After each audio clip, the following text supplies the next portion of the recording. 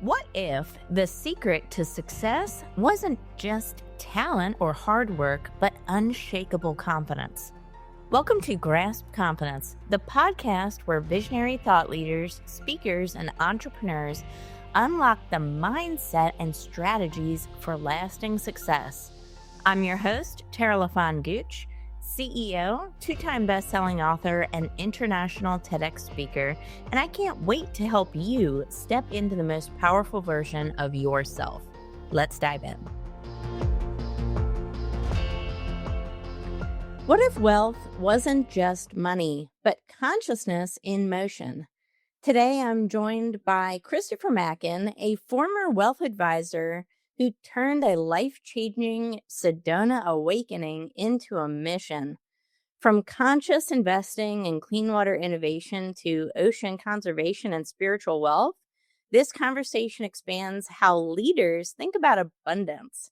Stay with us, grab your pen, grab your paper. This episode may change how you define success forever. Christopher, welcome to the show, my friend. Wonderful to be here, Ta. Thank you for hosting me. Really excited for this conversation that we get to have together. And just one piece of clarification, I am not former wealth advisor. I still am a wealth advisor.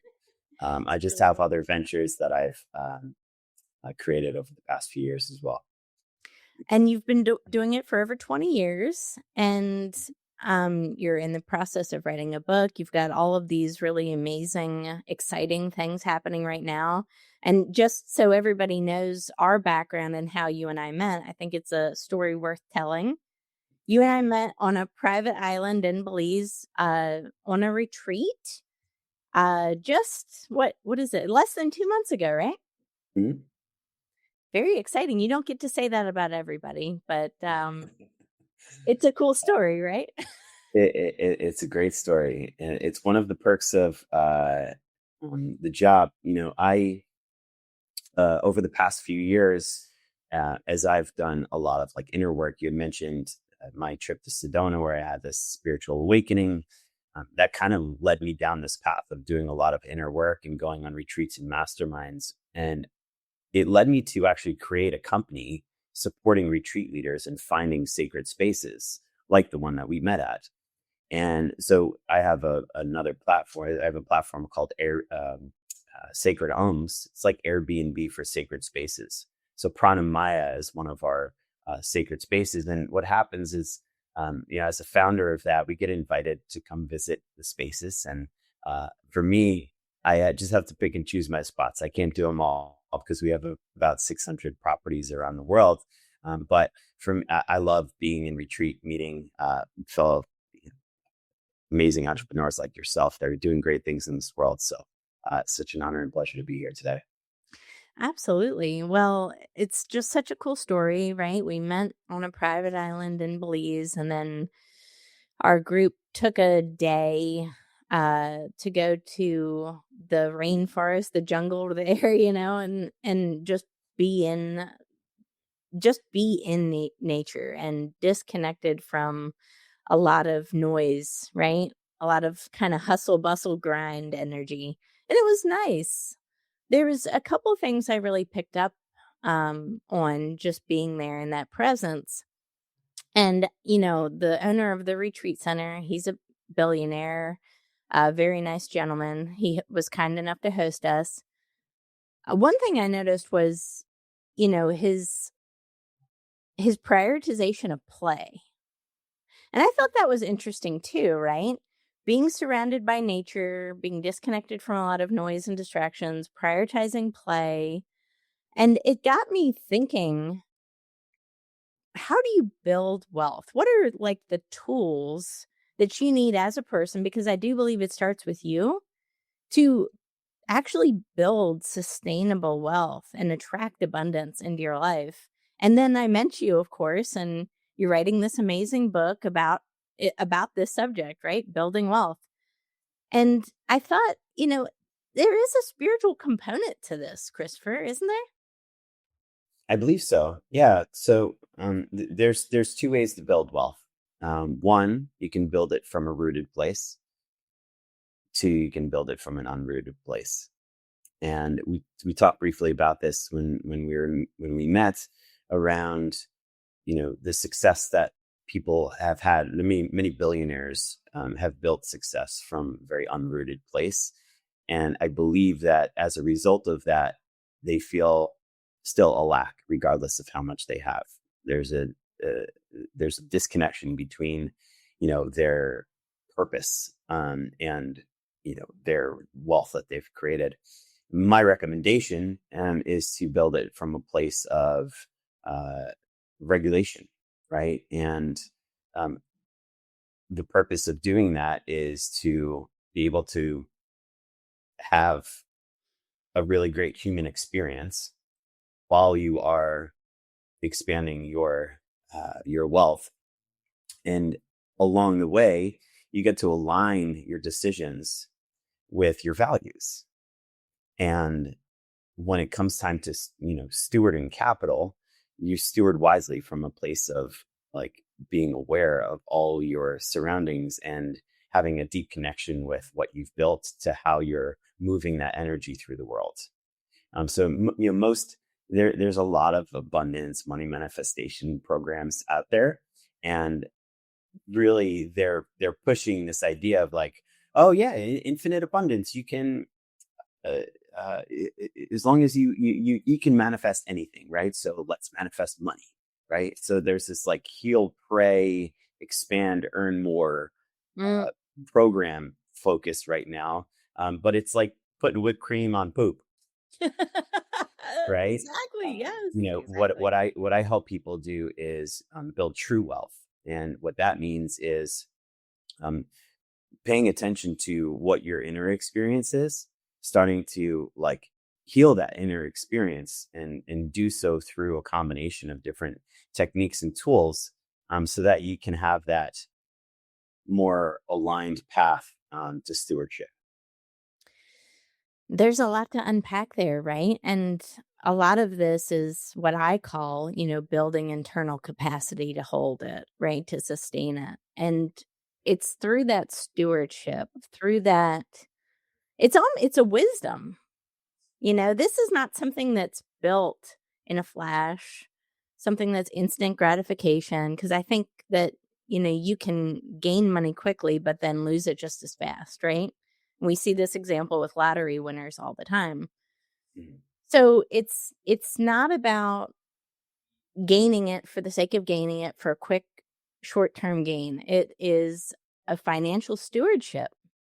And I feel like again, that's where this spirituality of abundance and wealth kind of comes in, is that it comes to the container that is prepared to hold it.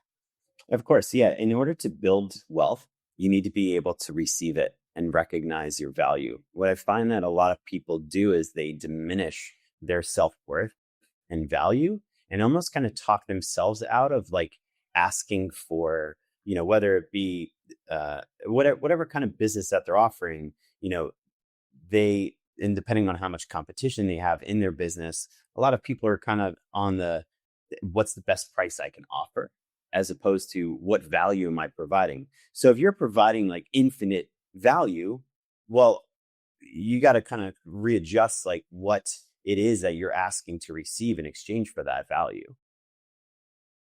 Hmm. And I find that oftentimes when people are struggling with, building some level of wealth, they have a real deep struggle with self-worth and self-value. Absolutely. I feel like it starts with belief, right? And that's building confidence, personal development, stepping into the leader that you believe that you are, building wealth, sustainable wealth, right? Sustainable success. It starts with the belief and what we tell ourselves ultimately, right? And if we throw ourselves into competition, if we throw ourselves into, pricing war or some kind of like diminishing activity in our business, it doesn't signify wealth and abundance. It signifies scarcity and competition and comparison. And ultimately, I feel like that stems from a belief system. What do you think? 100%. And I would say that the belief system is important. The really deep, like inner embodiment of, yes, I can make infinite wealth. I can create anything that I want to. The world is my oyster. Um, Removing that scarcity mindset, that limitation mindset. And then the second part of it really is developing the relationship with money, right? Because most often people have like a very like there's a heaviness, a denseness associated with energy, with money, whether it be from an experience they had as a child, or something along the way. Maybe their debt accumulation or something, and then they're like, okay, like I can't have debt. I can't, so there's often this like stickiness, this heaviness that comes along with money. Whereas most people that have the significant amount of wealth, they're playing the game, Yeah. right? Yeah. They recognize it's just a tool. Money is just this like agreed upon thing, that's you really only existed in the past, few hundred years, is in terms of an exchange for goods and services. It started off as seashells, and feathers, right? Transitioned into this now, electronic transfer system that shows like numbers on a page. So it's really that relationship with money, and transfer transitioning from that stickiness to into one of like, yeah, this is something I get to play with. It's just a tool in the toolkit that I have to uh, accompany me living in this beautiful life that we live And that goes back to what I was saying about the prioritization of play, right? So, not thinking of money as a heavy, sticky object. A lot of people look at money or think about money and think of a bad experience that happened to them, right? Bankruptcy, all of these things, right? in. Mhm. So, how do you move from I have an uncomfortable relationship with money? Maybe you find it comes to you and leaves as fast as it came. Maybe you find that you're afraid of asking for a specific price for your product or service. I think the root cause of all of that is fear. But how do you remove that block of fear so that it's more of the thing you play with and less of the thing you're afraid of? Awareness of the why. Hmm. So the way in which my experience of moving energy is through awareness, right? When you have awareness of why an energy exists, where it exists, where it's coming from, in that space, you can use a variety of different tools, breath work, meditation, et cetera, medicine journeys, like all other healers, to help you move that energy. But the first really step is awareness, in understanding the why. Why do you have this uncomfortable relationship? And that really comes from a place of taking the time and space to connect with your inner experience. And whether you write about it, whether you share about it, understanding that from a place of awareness. And then there's a variety of different tools that you can use to move through it. Was this ever something that you encountered that you had to overcome in your life that brought you to the person that you are today? Absolutely. I mean, the what brought me into the world of being a wealth advisor, I had an experience when I was younger in my early teenage years where I heard my parents arguing about money one night, and it made me very upset. I cried myself to sleep, and I woke up with a wet pillow, and Oh. I created this story, right? I created this story that and commitment to myself that I was going to be independent, that I wasn't going to ask myself for or my parents for money because I didn't want to be a burden to them. That I would do whatever I can to earn, so I can help support them and take care of them and get them out of whatever situation it was that they were in. I created the story about like what the situation that they were in was, right? I had no idea of their full financial situation. I just heard them arguing. So I just assumed that they were struggling for that argument and other things that kind of like started to piece together in my mind, like the sagging ceiling in our car, like the fact that we never went on vacations. Like I just assembled this story in my mind. And for me, that very quickly turned into getting a job. I got a job when I was 14. I worked at my hometown pharmacy. I worked as many hours as I could until they said, like, we can't, like, this is illegal. We can't take you on any more hours. So I got a second job. And, I started to build my wealth from that mindset of the harder you work, because I was on hourly, the harder you work, the more money you will get paid. So I started to let go of all of my different after school activities, like sports, right? I was playing at the time 3 or 4 sports. By the middle of high school, I was working full time and not doing any outdoor activities.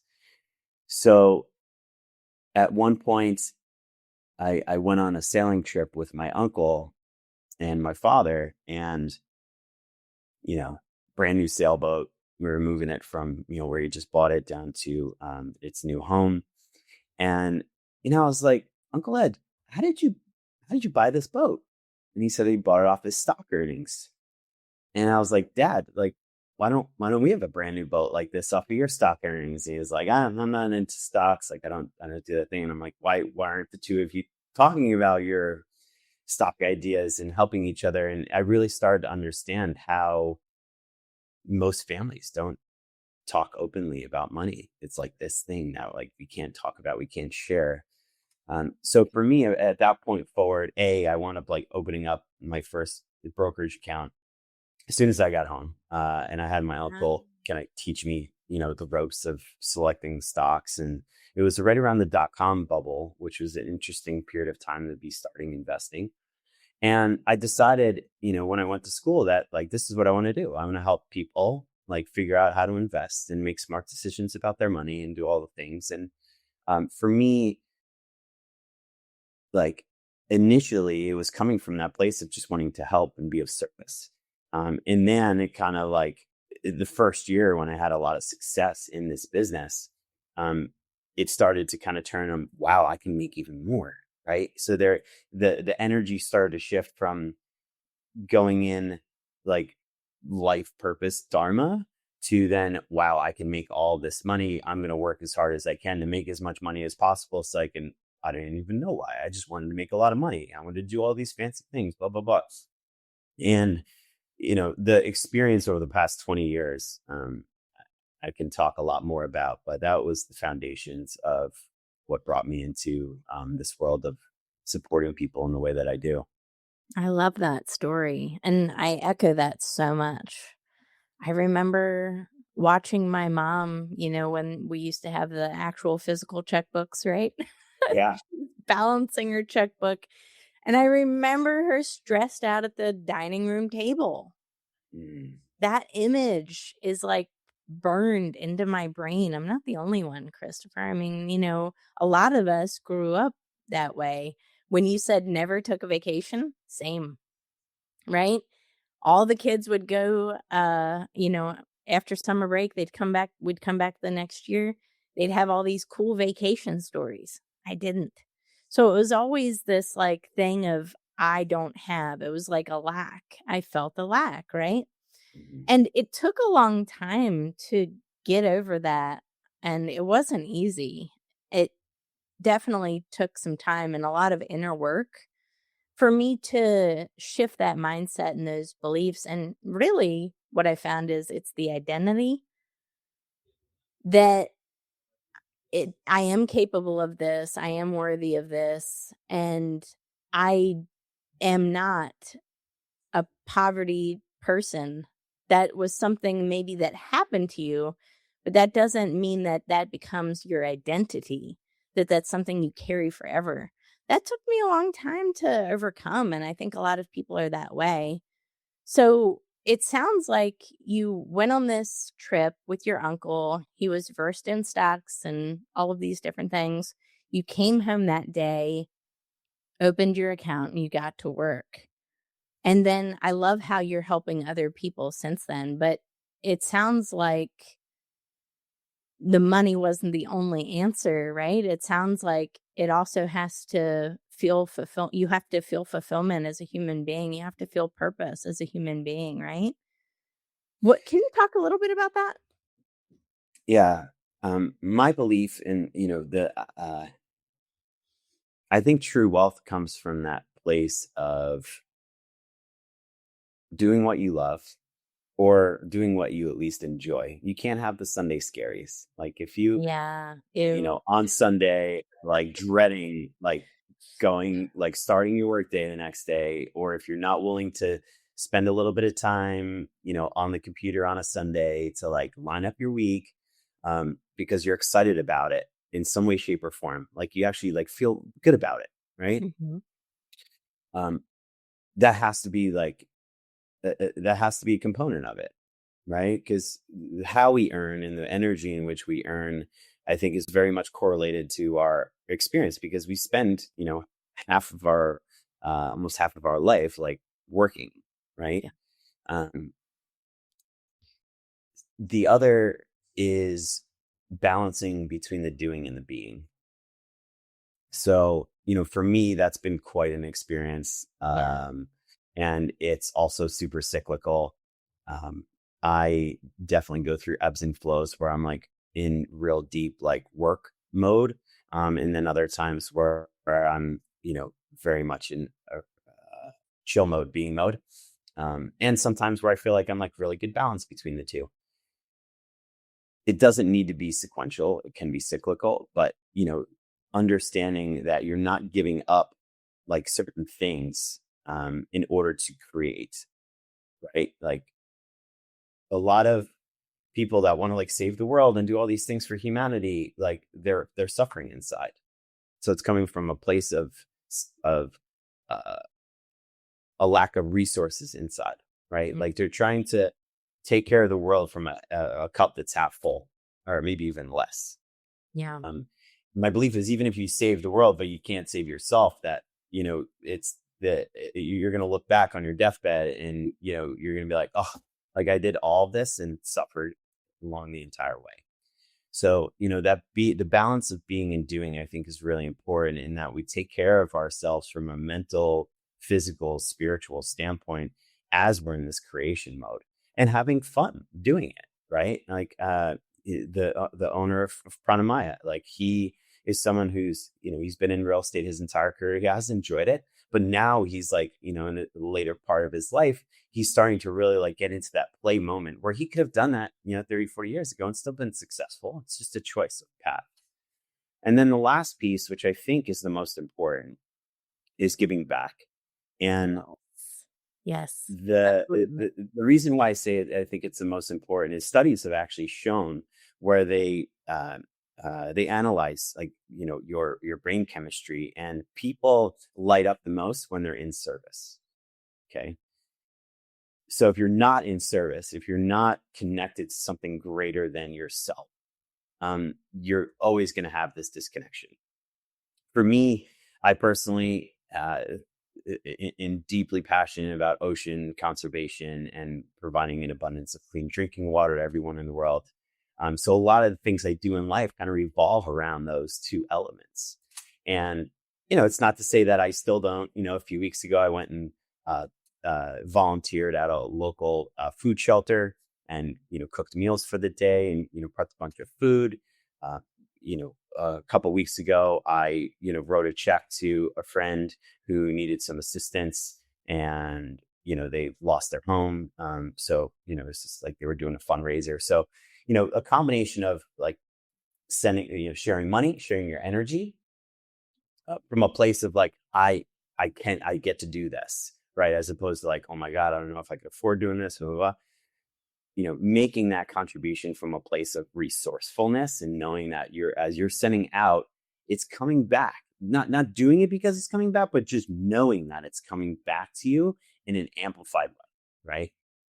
And then two is, actually getting your hands in the dirt, right? I think if you're just sending money and not getting your hands in the dirt, it misses that human experience. That's really important. That's really the foundation of our existence, is the connection with my mycelium network. So it's those three elements: the doing something that you enjoy, the balance between work and play, and the giving back, that I think are really like the three elements of the foundation of what's needed in order to have this sense of abundance and joy, and what I define as true wealth. I love that. One of my dear friends and colleagues, Dr. Ardashir Moran, I hope you're listening, Ardashir. He says that the opposite of depression isn't happiness, it's fulfillment. And I think this applies to wealth as well. It's not worth it to become wealthy to not be fulfilled and purposeful. It's not worth it to become wealthy to hoard it all for yourself and never exchange with others. It's not worthy to, not worth it to become wealthy for the sake of your values and who you are. So I think all of this is important, and it's a really high level conversation that anybody can take today, steps they can take today to start building wealth. But one thing that you said I think was just so key is that you have to trust that when you give that it'll come back to you in a cyclical way. It's not to say that you give just to get. It's you give from a place of abundance and overflow, trusting and having faith that it will come back to you. And it always does. Every time I give, there's a check in the mail that I wasn't expecting. Something happens, right? It's this law of reciprocity, this law of service and love. And I think that's like the real key too. When you give from a place of love, nothing but great things will come back into your life, right? Yes, and uh, it's not to say that that person who gives from a place of love and does everything right, might not develop a form of cancer and die at a very early Right. age. Um, but throughout their life, they they were deeply connected. They were happy, and they were doing all the things that they wanted to do. So that's what it's all about, right? Like, we all have a very finite time here, and it's very limited. It seems to be moving faster and faster. So why not enjoy it while you're here? The less we attach to certain outcomes, or need to do a certain thing, the and the more we surrender to our experience and what actually is, um, taking those mindful pauses for ourselves to really deepen in connection with ourselves and our planet and those around us. That's a wealthy life. And I just want to point out too, I think we've been using the word wealth pretty often throughout this conversation. I spell wealth differently than what most would think. I spell it Wellth, and it comes from the original form, which stems from the wheel, right? Wealth was actually, pronounced and spelt that way many years ago, before it transitioned to the way in which we spell it today, Wealth.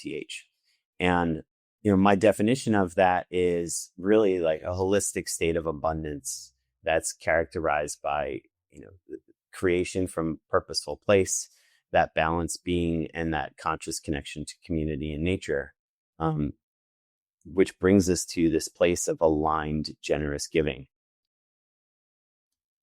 Hmm. I love that. So powerful. Mm. Any last words of wisdom for the audience today? Because I know a lot of people are excited, and I can't wait for your book to come out, by the way. I'll make sure to put it in the show notes. So guys, check out the show notes. Go ahead and get that book when it launches. Any last words of wisdom for people listening today on this journey? Mm.